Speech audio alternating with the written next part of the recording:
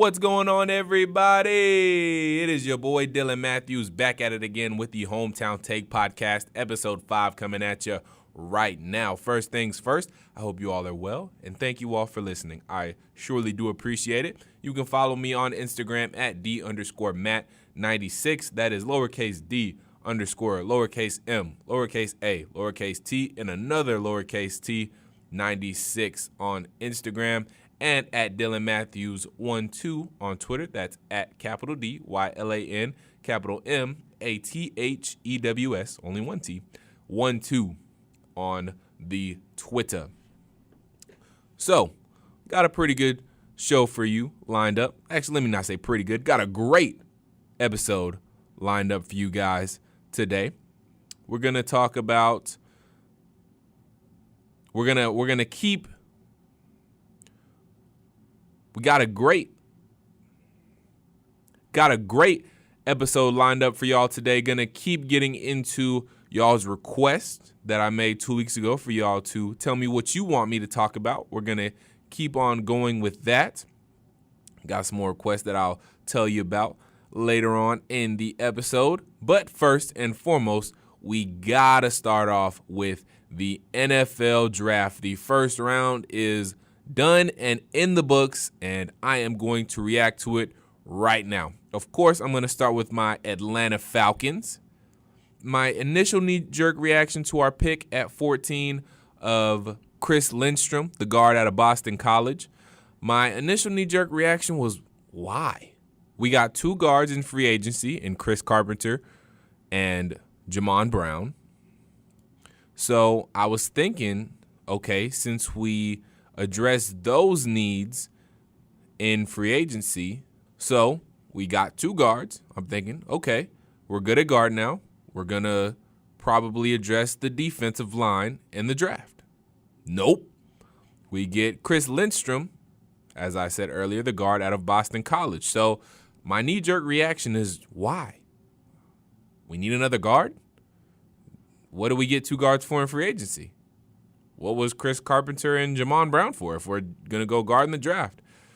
But once I got to thinking of it a little bit more, I thought, well, if Lindstrom works out and he wins the job, we have a guard for cheap for the near future. I mean, we didn't throw tons of money at Chris Carpenter and Jamon Brown, but, you know, we spent a little money on them. I retweeted with a comment Kelsey Conway's tweet, in which she quoted Mel Kiper and Booger McFarland with their comments on Chris Lindstrom. Mel Kiper said, Chris Lindstrom plays with a mean streak, and Booger McFarland says, the Falcons just got the best guard in the draft. These guys are on ESPN. They know what they're talking about. So hearing that, I retweeted that and commented, hope both guys are right. A mean, nasty O-line is what helps win championships, which it is. If you got guys on the offensive line that are mean and nasty and not afraid to put their hand in the dirt and put some tushies on the ground, you got something.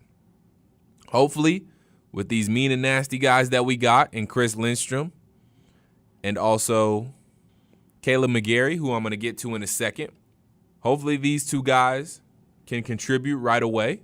And hopefully with these two guys, we get that mean, nasty offensive line back that we had in 16, who never missed any games. They had chemistry. They could run the ball. They helped us run the ball really well. We just need that mean and nasty and gritty offensive line back. We need that reputation back. We need that grit, that toughness on the O-line. That way we can run the ball with some effectiveness. And when we can run the ball with Devontae Freeman, who is hopefully healthy, Matt Reinke in that play-action game, and we can let loose Julio Jones, Mohamed Sanu, Calvin Ridley. It all sounds good right now in theory. It looks good on paper. But it has to work out when we get in between the lines. And I'm optimistic right now that it will. So the more I looked into it, the more I broke it down. I like the pick. Just addressing the offensive line, getting some depth at guard, addressing our need at tackle at 31 with Caleb McGarry, the offensive tackle out of Washington. I like our 2 first-round picks. Like that we traded up and were a little aggressive to get that second first-round pick because originally we only had the pick at 14, traded with the Rams to get their pick at 31, gave up our second-round pick and a third-round pick, and we got a 6th-round pick back from the Rams. That's confirmed by our GM, Thomas Dimitroff, who took to Twitter to talk about them trading up and getting Caleb McGarry, who is a good pick, solid guy to Washington. He can move around, put some guys on the ground. He's got some tape of doing that. It's a good video of the first play against Oregon where he just sits a defensive lineman right down, punches him over. It's great. I love it. So I think we got 2 gritty, nasty, tough guys to be a part of this offensive line. So I like it so far, man. Hopefully, since we didn't address defense in the first round, hopefully we address it here in the later rounds. Maybe we can make a move to get another 3rd-round pick. Got a 6th-round pick as well. You know, in 16, we found a whole bunch of guys in the later rounds of the draft. Debo, Keanu, Devondre. Not Keanu, excuse me. He was an early round pick. He was our 1st-round pick, I believe, so not Keanu. But we've shown that we know how to scout talent and draft talent and get the most out of that drafted talent. 16 is perfect example enough. So I think it's a pretty good draft for the Falcons thus far, and we'll see what they do here in the later rounds. If you want a little bit of idea for a grade for the Falcons, on CBSSports.com, Pete Prisco has graded all the team's first-round selections thus far. So the Falcons at 14 with their pick of Chris Lindstrom, according to Pete, gets a B. Pete says, I like the pick. When Matt Ryan is not protected from the interior, he has real problems, which is true. They got a guy that's going to be a fixture on the interior there for a long time. I think Lindstrom is a feisty guy, good solid pick by the Falcons. Now you scroll down to 31, and this is what he has to say about Caleb McGarry. I understand why they wanted to do it. They don't have a long-term answer at right tackle. We don't. Maybe he goes in and plays right tackle next year. The Falcons said they've got to get better on the offensive line. I like this move paired with the Lindstrom move earlier. Grade C+. So a B at 14 and 31, a C+. So not too bad. Maybe would have liked to see the Caleb McGarry grade higher, but at the end of the day, time will tell. This is really just a grade. It's all skeptical and opinion-based at the end of the day. So we'll see what happens with our future Atlanta Falcons, and hopefully we have nothing but success with them. Gonna get into some of the other draft picks, some notable draft picks. Not gonna go through all of them, but the notable draft picks. Obviously, you've heard by now, Kyler Murray was the number 1 overall pick by the Arizona Cardinals. No surprise, really. There was no confirmation going into it, but we're pretty sure. It's like when you're 99.9% sure about something.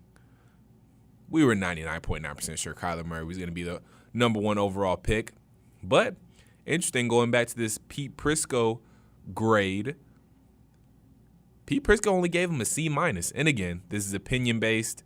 Time will really tell how it's going to be. But here's what Pete had to say about the Cardinals drafting the Heisman Trophy winner at number 1 overall. He's an intriguing prospect. I like the way he can throw the football, but he did it in an offense with 5 guys that are going to get drafted in front of him. And he didn't mean it going to get drafted in front of him, like going to get drafted before him, obviously, because he was number 1 overall pick. They meant they're going to get drafted as well. Basically, the offensive line was really good. There's a lot to like, but he has bust potential written all over him. A little hot takey there by Pete, if you ask me. I don't like quarterbacks that stand 5'10". C- grade. Sheesh, Pete. All right. Tell us how you really feel. But I mean, there's a risk. Russell Wilson does a great job of it. Drew Brees, right at 6 foot, manages. Obviously, he's a first ballot Hall of Famer. Russell Wilson just got paid a lot of money. So you got to give him a chance. If he's lives up to like Russell Wilson expectations, he's gonna be great. But only time will tell. Nick Bosa was drafted at number 2 by the 49ers. Nick Bosa, the edge rusher out of Ohio State. 49ers got grade A from Pete. Quinnen Williams from the monster D tackle out of Alabama goes 3 to the Jets. The surprise, Clinton Ferrell, edge rusher out of Clemson, going to the Raiders. Now, they didn't decide to go Ed Oliver or Christian Wilkins or Dexter Lawrence.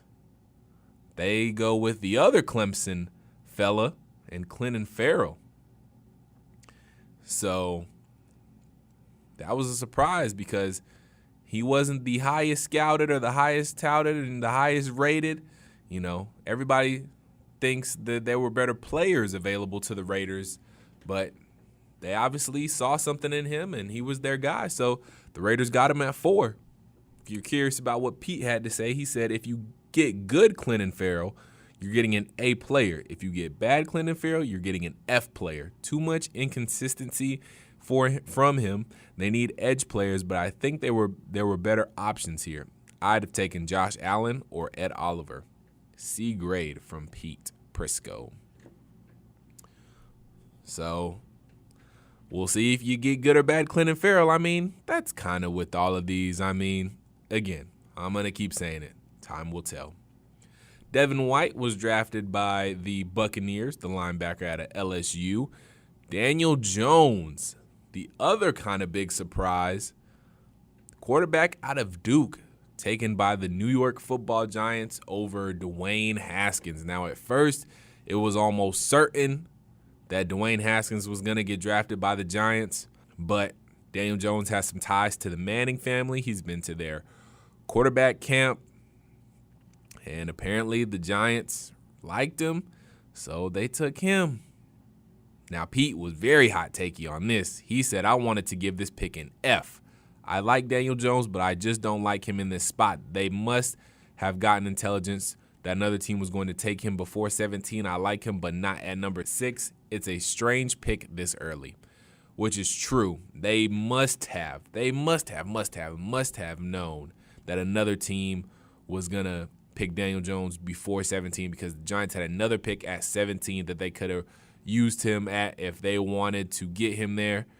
But maybe they got spooked or just knew that another team was going to get him there, so they had to get him at 6. Because otherwise, that's high when you have all this other talent like the Josh Allens and the Ed Olivers of the world still sitting out there for you at 6. But hopefully it works out for him. I mean,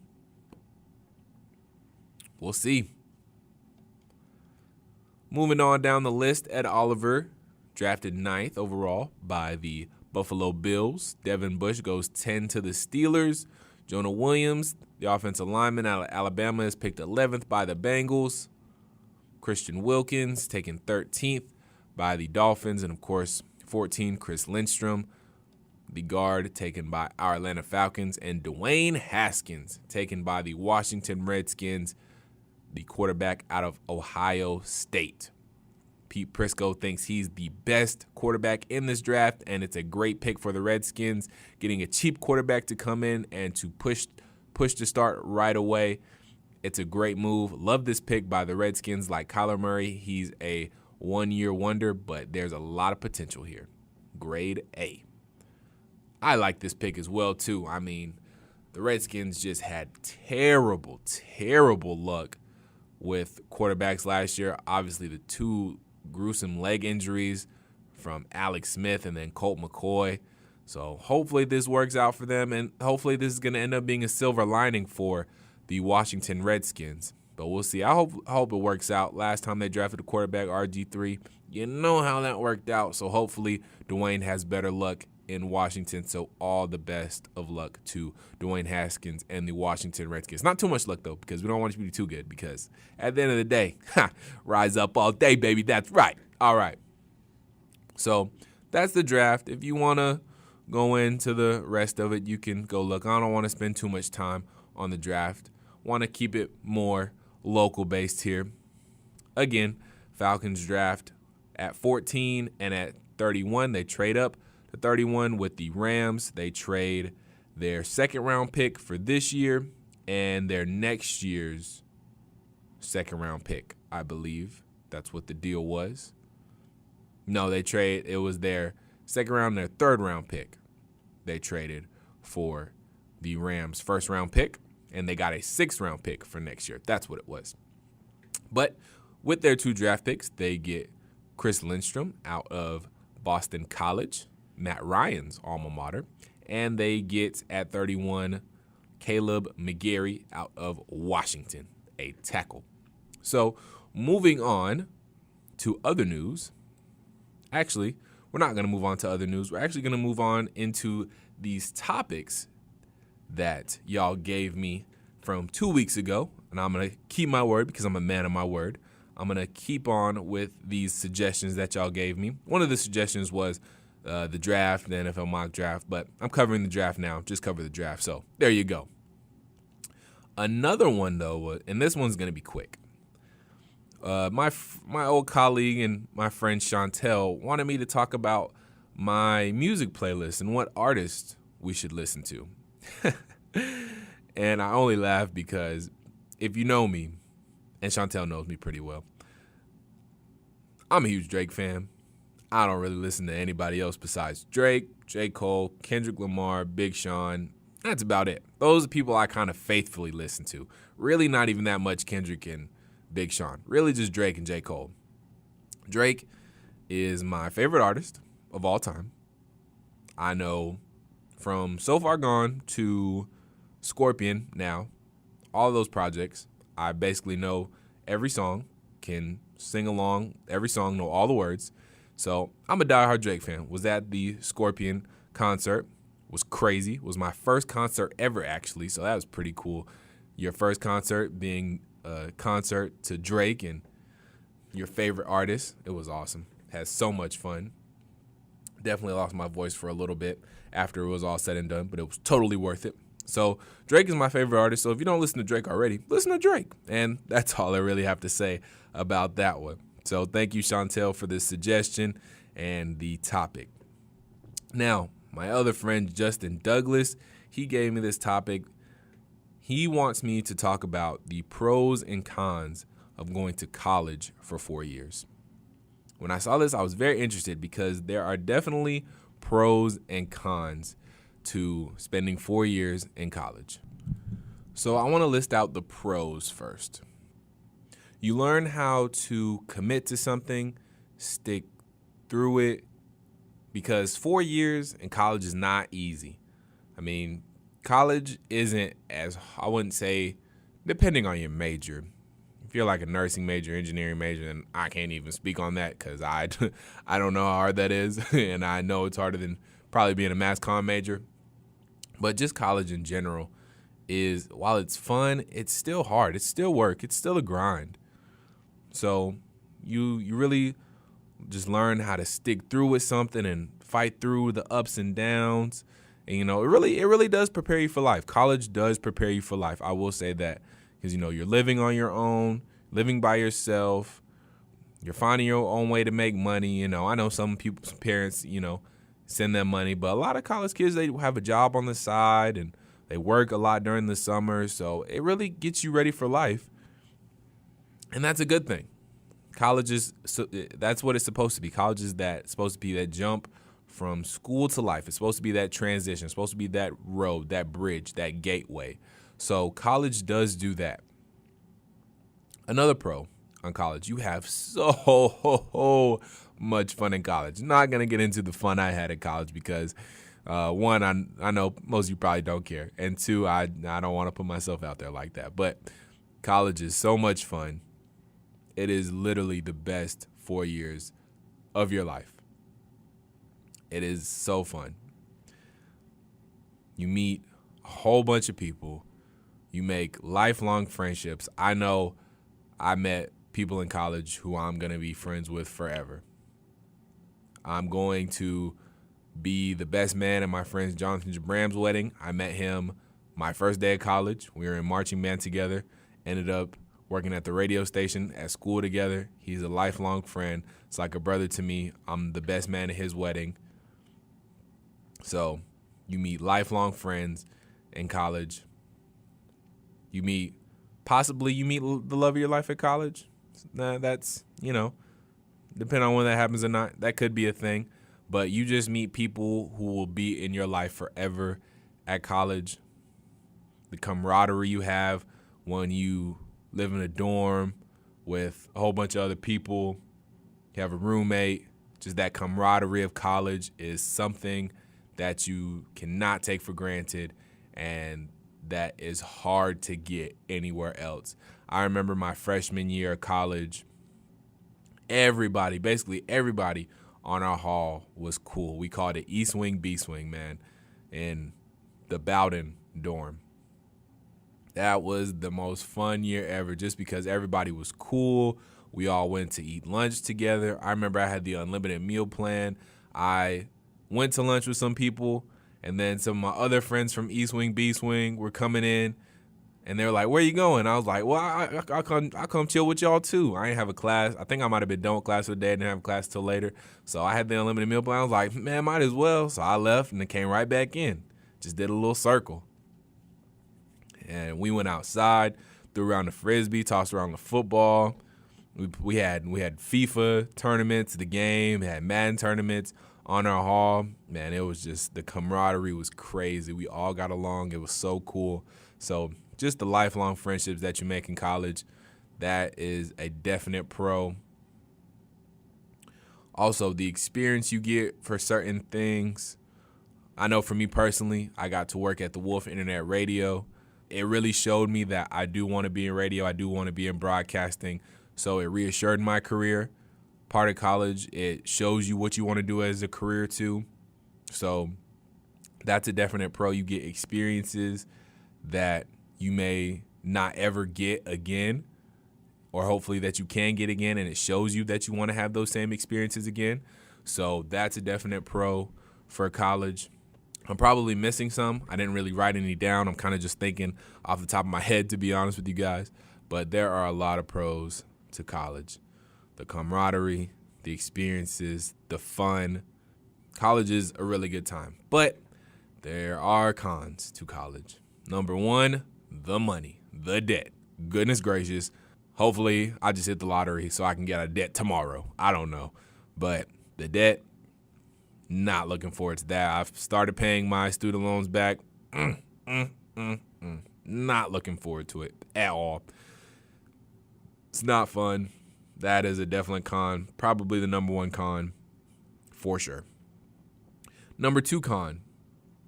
Depending on your major, I'm just going to keep it real with y'all. Going to keep it a buck. Going to keep it 100.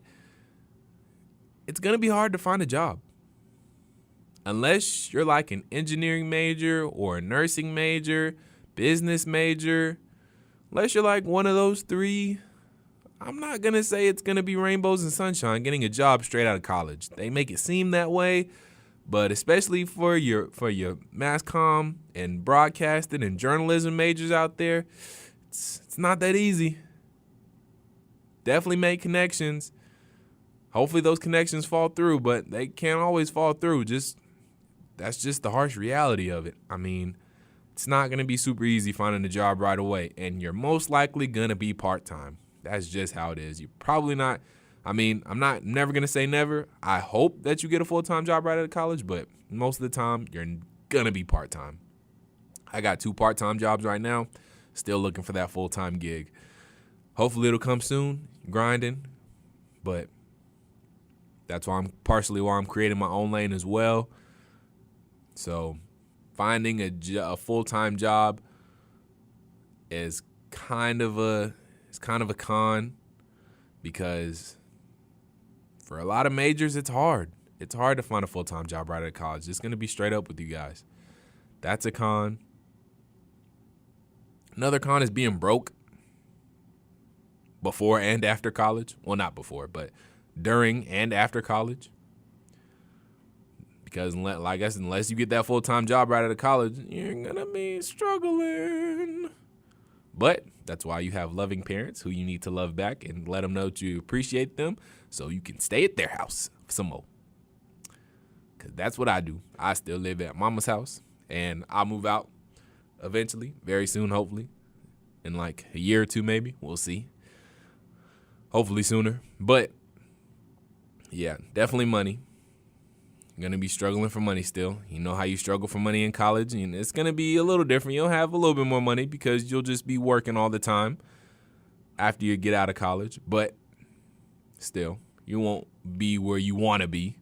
So the debt, getting a full-time job, trying to make more money, and just money in general, kind of some cons and some things that you might struggle with coming out of college.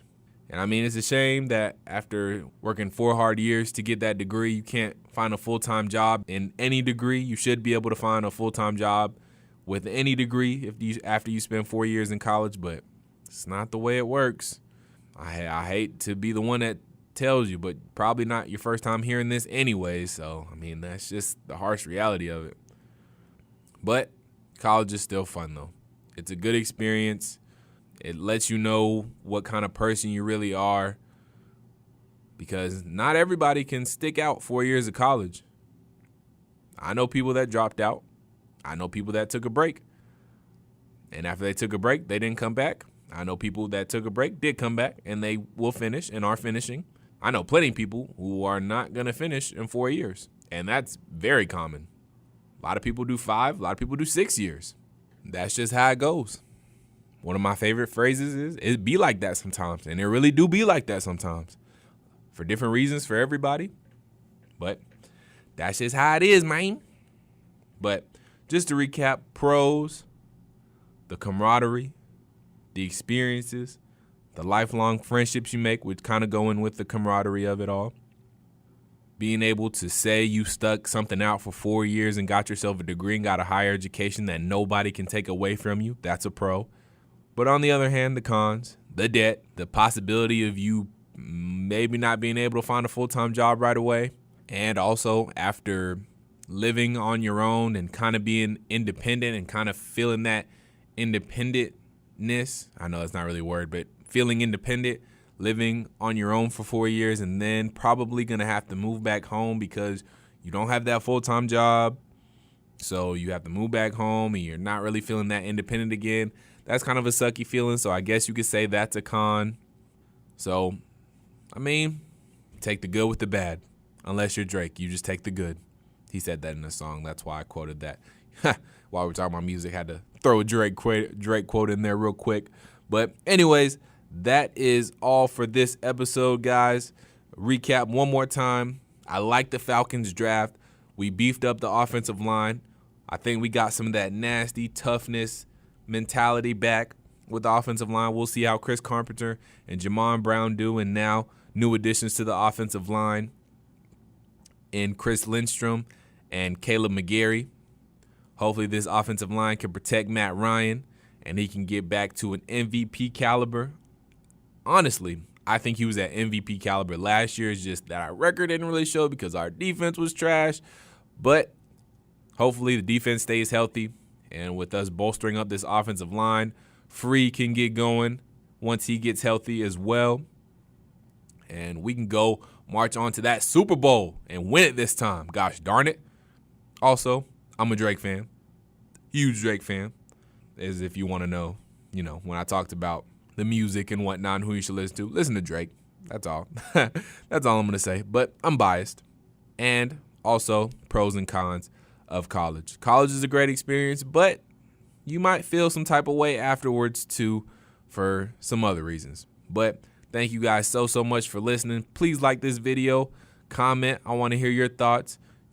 We'll keep going with these topics you want me to talk about. So if there's anything you want me to talk about, anything you want me to answer, react to, just leave a comment in the comment section below. Also, please subscribe to this channel, Dylan Matthews. That's where you can tell your friends to search. I'll get a different name eventually, probably for the YouTube channel, but we'll see. We'll see. got some other things in the works. So we'll keep it as is right now until I get some other things figured out. But y'all will see when that time comes. And please, please, please share this video. Tell your friends about it. Tell your friends about the podcast. We're trying to grow this thing, man. We're going to get big time out here. But for now, I am gone. Until next time, peace.